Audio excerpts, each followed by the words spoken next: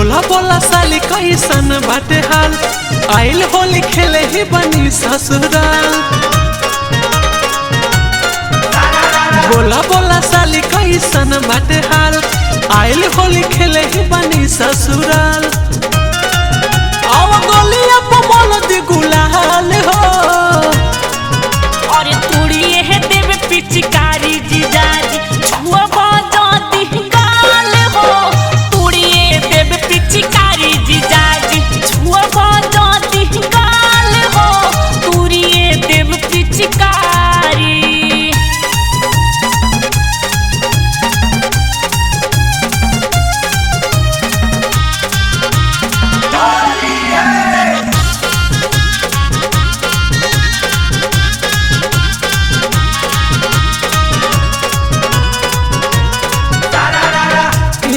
कौन बात भइल भागेलू बोला के, जिया जुड़ा तो तनिक रंग लगावा के। काहे खातिर जीजाजी हो तंग करेला, मन बाटे नहीं रंग रंग करेला। हम भीज जद फेंकब उछाल हो, और तुड़िए है देव पिचकारी जीजाजी छुआ बाजाती गाल हो।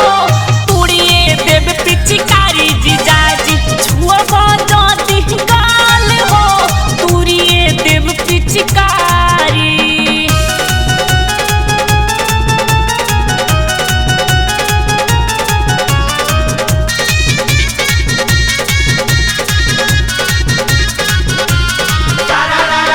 जीजा जी के हक मारल ठीक नाही बात बा। छुआला पकहेलू की रंग पर परात बा।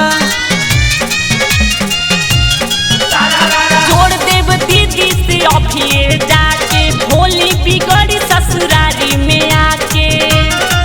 रहनी दशा मिल के मलाल हो, और तुड़िए है देव पिचकारी जीजाजी छुआ बाजाती गाल हो। तुड़िए देव पिचकारी जीजाजी छुआ बाजाती गाल हो।